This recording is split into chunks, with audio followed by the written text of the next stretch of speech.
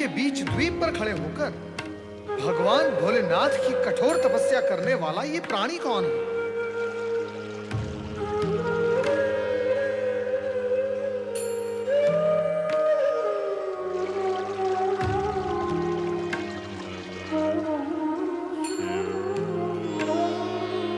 मैं नारायण का जाप कर रहा हूं और ये प्राणी ओम नमः शिवाय रट रहा है। शब्दों में अंतर है, परंतु दोनों का अर्थ एक ही केंद्र पर जाके रुकता है। और फिर नारद, जगत तो तुम्हें ज्ञानी समझता है, अंतर तो मूर्ख देखते हैं, ज्ञानी सदा समानता देखते हैं। चलो नारद, ओम नमः शिवाय बोलो। ओम नमः शिवाय।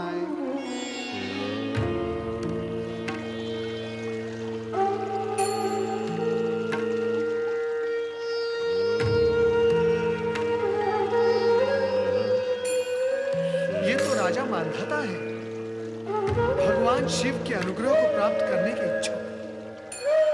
कैसी अद्भुत लीला है भगवान भोलेनाथ की।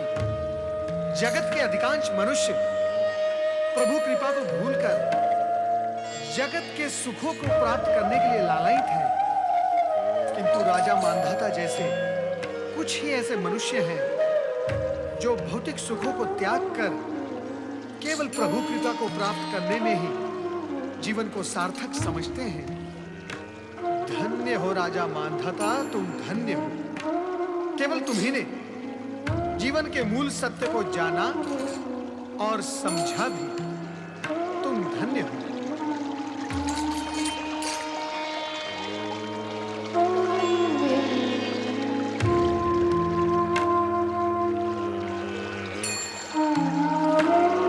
राजन, राजन,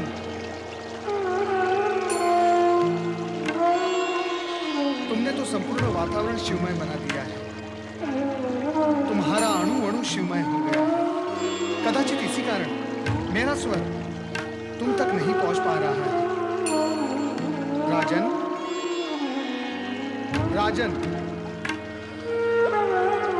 अणु अणु क्या, ये तो तन, मन और चेतना से शिवमय होकर शिव जी की भांति समाधि में लीन हो गए हैं।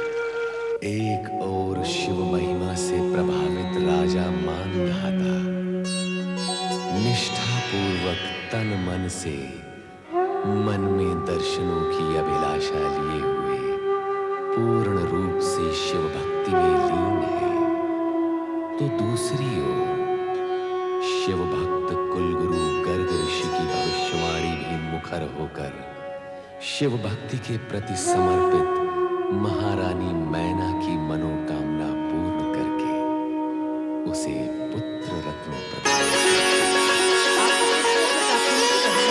बधाई हो महारानी जी, राजकुमार की बधाई हो। राजकुमार की बधाई हो महारानी जी, महारानी की बधाई हो, बधाई हो, बधाई हो महारानी जी। राजकुमार की बधाई हो।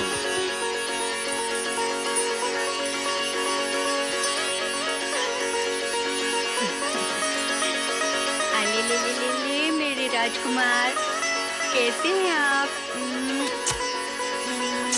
आज हम बहुत प्रसन्न हैं महामंत्री। हमारी प्रसन्नता की सीमा नहीं है। विधाता की कृपा से हमें उत्तराधिकारी मिला है, पुत्र रत्न की प्राप्ति हुई है हमें। हम चाहते हैं हमारे संपूर्ण राज्य में उसका जन्मोत्सव मनाया जाए। हमारे सभी मित्र राजाओं को निमंत्रण भेजा जाए और अनुरोध किया जाए कि वो इस उत्सव में सम्मिलित होकर हमारे हर्ष को दुगना चौगुना बना। जैसी आपकी आज्ञा महाराज।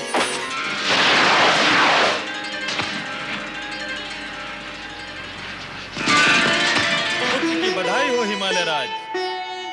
विराजिए सुमेरु राज, आपका अभिनंदन है। मैं अभी आया।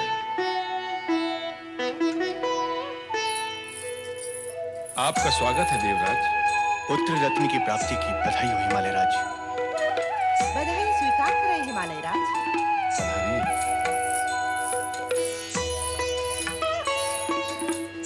बधाई देने आए हो?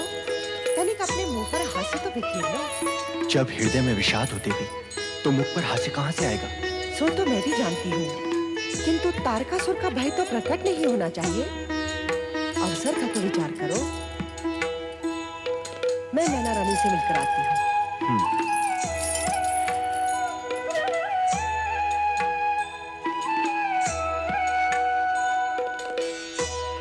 पुत्र के लिए बधाई हो महाराज। वायुदेव अग्निदेव आपका स्वागत है, पधारिए। नारायण नारायण नारायण श्रीमन नारायण नारायण नारायण। हिमालय राज, पुत्र प्राप्ति के इस शुभ और सौभाग्यपूर्ण अवसर पर बधाई हो। देवऋषि नारद, हमें आपकी बधाई नहीं, हमें आपका आशीर्वाद चाहिए। नारायण नारायण। नारद के आशीर्वाद से कब किसका कल्याण हुआ है? राजन, इस समय तो आप बधाई से ही संतुष्ट हो जाइए। विंध्याचल महाराज पधारे हैं। बधाई हो हिमालय राज, बधाई हो। विंध्याचल महाराज आपका स्वागत है, पधारिए। ओहो, हमारे सामने हमारा मित्र व सखा सुमेरु पर्वत विराजमान है। बहुत समय पश्चात दर्शन हुए हैं, पहले मैं उनसे भेंट कर लूं। अवश्य अवश्य।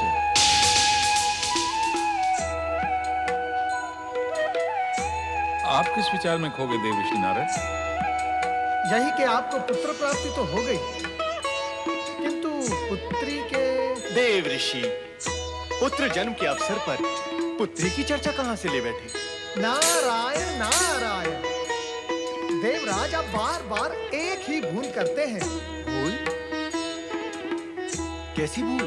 देवराज, आप सभी देवगण को शक्ति की आराधना करनी है। यदि आप देवगण ये भी भूल गए तो निश्चित जानिए माँ शक्ति भी आपको भूल जाएगी। ऐसा ना कहें देव ऋषि, ऐसा ना कहें। हर्षोल्लास के अवसर पर यह ध्यान ही नहीं रहा कि आप पुत्री की चर्चा क्यों कर रहे हैं। पुत्री नहीं देवराज, शक्ति कहे शक्ति। समय समीप आ गया है जब शक्ति अपनी इच्छा से यहाँ जन्म लेगी। देवऋषि नारद, पुत्र रत्न की प्राप्ति भी शक्ति की इच्छा अनुसार ही हुई है। ऐसा प्रतीत होता है कि अपने बड़े भाई के आगमन के पश्चात ही वे प्रकट होंगे। मैं बड़ा हूँ, मैं बड़ा हूँ, मैं बड़ा हूँ, मैं। ये क्या हो रहा है? विंध्याचल महाराज तो सुमेरु से भेंट करने गए थे, फिर ये किस विवाद में फंस गए? मैं नहीं मानता। तुम्हारे न मानने से भला क्या होता है, तो तुम्हारे मानने से क्या होता है? नारायण नारायण। विवाद, वो भी नारद की अनुपस्थिति में? ना आनंद होगा ना अर्थ होगा उसको। ठहरो भक्तों, नारद आया। मेरी मान्यता ही सर्वोपरि है। मैं इस संसार का सबसे बड़ा पर्वत हूँ। मुझे ही पर्वत सम्राट, पर्वत राज का सम्मान प्राप्त होना चाहिए। तुम्हारे इस चाहिए का तो विशाल सागर की भांति कोई और छोर ही नहीं है। नारायण नारायण। तुम मुझे ये बताओ कि तुम्हें पर्वत सम्राट का सम्मान क्यों मिलना चाहिए? इसलिए कि मैं पर्वतों में सबसे बड़ा हूँ। अच्छा, ये असत्य समाचार आपको किसने दिया? इसमें असत्य क्या है? सत्य भी क्या है? नारायण नारायण। सत्य है भी तो केवल इतना कि हिमालय राज ही सबसे श्रेष्ठ एवं सबसे बड़े पर्वत हैं। इसीलिए पर्वतों के राजा हैं। नहीं, ऐसा नहीं है। क्रोध करने से आकार छोटा हो जाएगा सुमेरु, और फिर तुम बाल पर्वत ही रह जाओगे। देव ऋषि, अपनी भाषा पे नियंत्रण रखें। वो तो तभी संभव होगा जब तुम अपने क्रोध पर नियंत्रण रखोगे। वो इनके लिए संभव नहीं है देव ऋषि। विंध्याचल, अपने से बड़ों के प्रति असम्मान की भावना रखना तुम्हें शोभा नहीं देता। यही तो मैं भी आपसे कह रहा था कि स्वयं को पर्वतराज मानकर हिमालय राज के प्रति असम्मान प्रकट करना आपको शोभा नहीं देता। जहाँ असत्य को सत्य मान लिया जाए, वहाँ अधिक देर ठहरना उचित नहीं होता। मैं जा रहा हूँ, किंतु ये बात सत्य है कि मैं ही हूँ पर्वतराज। केवल मैं ही हूँ पर्वतराज, केवल मैं ही हूँ पर्वतराज। सुमेरुराज, सुनिए तो। नहीं, देखिए, आप हमारे अतिथि हैं, इस तरह क्रोधित होकर मत जाइए। सुमेरु राज, रुक जाइए।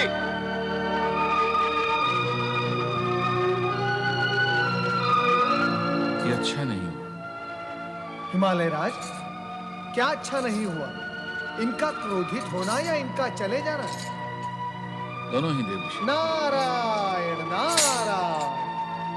हिमालय राज, चिंता त्याग कर अतिथियों का स्वागत करें। जैसी आज्ञा देवऋषि। नारायण नारायण। कहिए विंध्यराज, क्या कहते हैं आप? किस विषय में देवऋषि? इस समय तो विषय एक ही है, सुमेरु राज।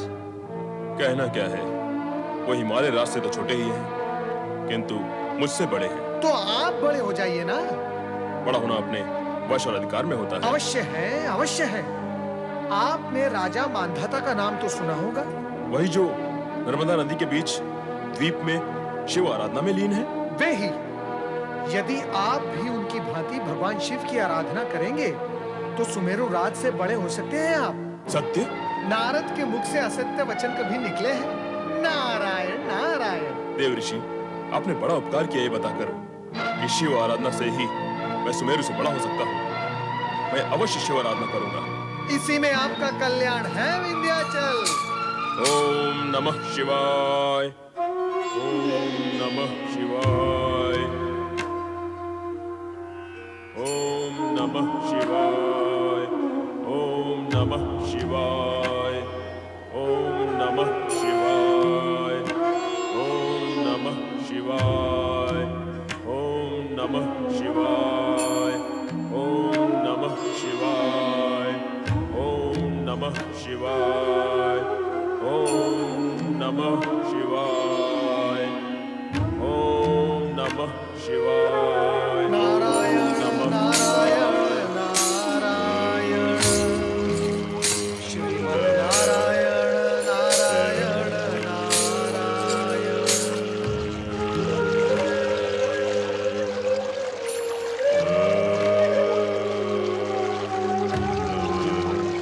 राजा मांधाता। नारायण नारायण नारायण। श्रीमन्नारायण नारायण नारायण। विंध्याचल, कितना आकर्षण है शिव जी के पंचाक्षरी महामंत्र में। राजा मानधाता तो तपस्या में लीन थे ही, और अब विंध्याचल भी उसी मार्ग पर चल पड़े। किंतु विंध्याचल में राजा मानधाता जैसी तन्मयता और समर्पण भाव का नारायण नारायण नारायण। श्रीमन्नारायण नारायण नारायण। ओम नमः शिवाय। ओम नमः शिवाय। ओम नमः शिवाय। ओम नमः शिवाय। ओम नमः शिवाय। ओम नमः शिवाय। ओम नमः शिवाय। देवऋषि प्रणाम। वंदन स्वीकार कीजिए देवऋषि। कल्याण भव देवर्षि प्रणाम। कल्याण भव भृंग। अब देवेश्वर समाधि से जागेंगे। अवश्य जागेंगे। देवर्षि, स्वामी को जगाइए ना। क्या तुम सब ये समझते हो कि मैं यहाँ देवेश्वर को समाधि से जगाने आता हूँ? नहीं देवऋषि, हम तो ये समझते हैं जब स्वामी को जागना होता है तभी आप प्रकट होते हैं। ओम नमः शिवाय। ओम नमः शिवाय। ओम नमः शिवाय। ओम नमः शिवाय। ओम नमः शिवाय। ओम नमः शिवाय। ओम नमः शिवाय। ओम नमः शिवाय। ओम नमः शिवाय। ओम नमः शिवाय। ओम नमः शिवाय। ओम नमः शिवाय। कहो, कहाँ कहाँ भ्रमण कराए? कैसा भ्रमण महादेव जी, मैं तो तीनों लोक में भटकता रहता हूँ। भटकना क्यों कहते हो? तीनों लोगों का आनंद लेते हो, सभी लोगों में व्याप्त लीलाओं का रस लेते हो। किसी देवी अथवा देवता को भी इतनी सुविधा प्राप्त नहीं है जितनी तुम्हें है। भोलेनाथ, आप मेरी दुविधा को सुविधा कहते हैं। मैं जिस लोक में जाता हूं, वहां के प्राणी मुझे संदेह की दृष्टि से देखते हैं, लगाई बुझाई करने वाला समझते हैं मुझे। यह है मेरी सुविधा। इससे तुम्हें क्या अंतर पड़ता नारद? तुम वही करते रहे हो और वही करते रहोगे जो तुम उचित समझते हो।